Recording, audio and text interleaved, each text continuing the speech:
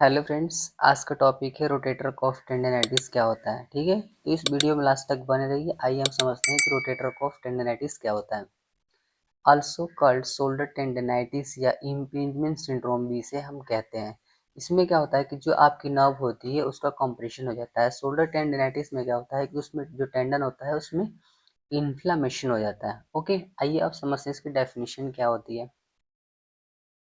Rotator cuff tendinitis is an inflammation or irritation of the tendon in the rotator cuff, the group of muscles and tendon that stabilize the shoulder and allow the arm movements.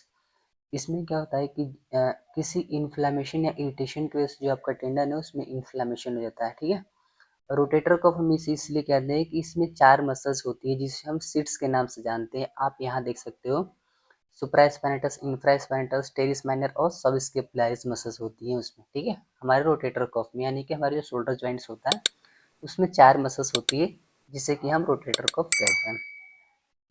तो ये definition था। अब समझते इसका काम क्या होता है, इसका फंक्शन क्या होता है। स्टेबलाइज द शोल्डर जॉइंट, इस शोल्डर जॉइंट को स्टेबलाइज करता है।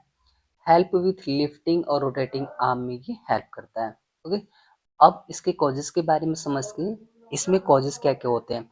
रेपिटेटिव मूवमेंट की वजह से होता है, जैसे कि पेंटिंग करता है, कोई स्विमिंग करता है, थ्रोइंग करता है, उसमें ज़्यादा देखा गया है। ओके, अब पुअर पोस्चर की वजह से हो सकता है, कोई ट्रॉमा हो गया शोल्डर की तरफ, अगर कोई फ्रैक्चर हो गया, कोई एक्सीडेंट हो गया तो उसके वजह से आपको हो सकता है, कोई स्ट्रेन हो गया।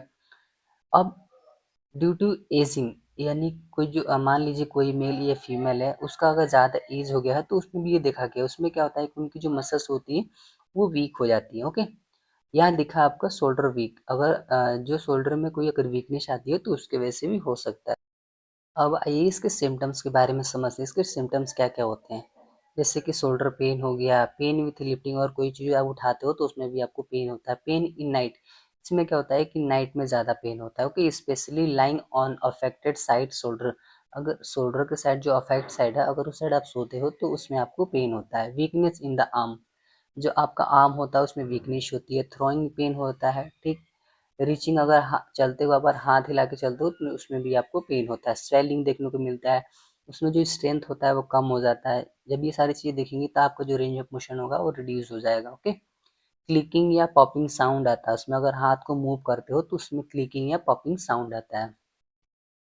अब इसके डायग्नोसिस क्या क्या ले सकते हो। डायग्नोसिस में फिजिकल एग्जामिनेशन कर सकते हो, एक्सरे करवा सकते हो, एमआरआई एंड अल्ट्रासाउंड करवा सकते हो। ये डायग्नोसिस था। ये होने के बाद अब हम आते हैं ट्रीटमेंट पे। ट्रीटमेंट क्या क्या देख सकते हो आप, जैसे कि आप इसमें रेस्ट, जितना पेशेंट को रेस्ट मिलेगा उस उतना जो उसका हीलिंग है वो बहुत ज़्यादा फास्ट हो जाएगा। ठीक है, अवॉइड पेनफुल मूवमेंट, आपको उसमें अवॉइड करना है पेनफुल मूवमेंट को। ओके, अब आते हैं सेकंड में, आप आइसिंग कर सकते हो 15 से 20 मिनट। ठीक है, जिस एरिया में आपको चोट लगा हो उस एरिया में आपको 15 से 20 मिनट या 10 से 12 मिनट आपको सिकाई करना है। ओके, आप मेडिसिन ले सकते हो। एंड सेट जो मेडिसिन होती है जैसे कि आइबुप्रोफेन हो गया, नेप्रोजेक्शन हो गया। ठीक, कॉर्टिकोस्टेरॉइड इंजेक्शन आप ले सकते हो, पेन किलर के लिए होती है मेनली ये।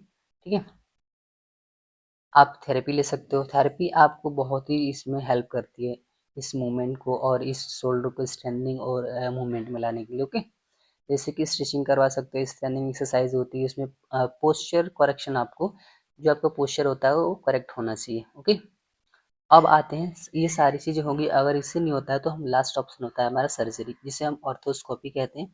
इसमें रिमूव करते हैं बोन, उस जो पर्स बना हुआ होता है बोन्स का उसको रिमूव कर देते हैं, जैसे कि सब एक्रोमियल जो डिकम्प्रेशन होता है उसको रिमूव कर देते हैं। ठीक है, तो ये था कि रोटेटर कफ टेंडिनाइटिस क्या होता है। ऐसे ही इन्फॉर्मेटिव नोट्स के लिए हमारे चैनल को लाइक एंड सब्सक्राइब करिए और इस वीडियो को ज़्यादा से इस वीडियो को शेयर करिए। मिलते हैं नेक्स्ट वीडियो में, तब तक के लिए जय हिंद, बाय बाय।